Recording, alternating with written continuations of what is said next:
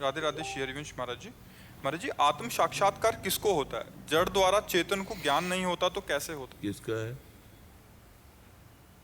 जड़ द्वारा चैतन्य का ज्ञान? नहीं, जड़ द्वारा नहीं, जड़ को तो ज्ञान होता नहीं ना, अपने आप से अपने आप का होता है। जो तत्व साक्षात्कार होता है ना, अपने आप से अपने आप का होता है। वो किसी करण या इंद्रियों से नहीं होता, वो स्वयं से होता है। अपने आप से अपना साक्षात्कार होता है, पर ये तभी होगा जब अंतःकरण पवित्र होगा। अंतःकरण भगवत चिंतन परायण हो, संकल्प रहित हो जाए, और अंतःकरण से, पवित्र अंतःकरण से जो अपनापन है, अभी जैसे शरीर से अपनापन है कि मैं पुरुष हूँ, मैं स्त्री हूँ, फिर अंतःकरण से जो मन बुद्धि चित्त अहंकार है, उसमें ममत्व तो हमारा इतना फिट हो गया है कि जैसे मन नेत्रेंद्री के द्वारा दृश्य देखना चाहता है तो मैं देख रहा हूँ, समझ पा रहे हैं अपना? श्रवणेंद्री के द्वारा सुनना तो मैं सुनना चाहता हूँ, रसेंद्री के द्वारा अगर चख रहा है तो मैं चख रहा हूँ।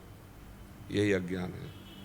वो अंतःकरण से अपनत्व हटा लेता है, फिर स्वभाव जो कारण शरीर है उससे का भी वो दृष्टा होता है।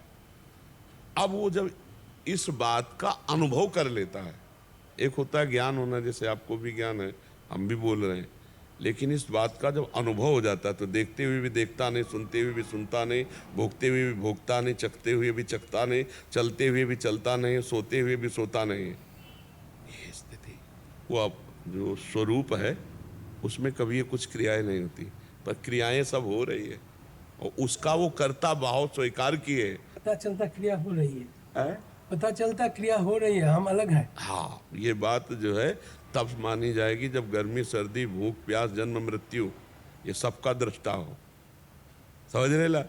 हाँ, शरीर के प्रारब्धानुसार भारी भीषण कष्ट है तो भी वो दृष्टा ही है, भोगता नहीं है।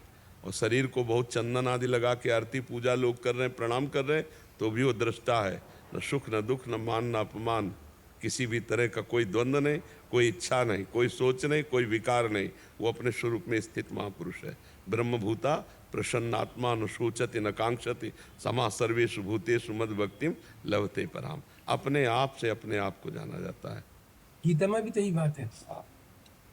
बस वो जानना है, पर ये जानना कोई खेल नहीं है। ये जान गया तो बहुत बड़ी बात है, पर यही जानने के लिए पहले भक्ति करना पड़ेगा। स्वरूपानुसंधान भक्ति रेव गरीशे।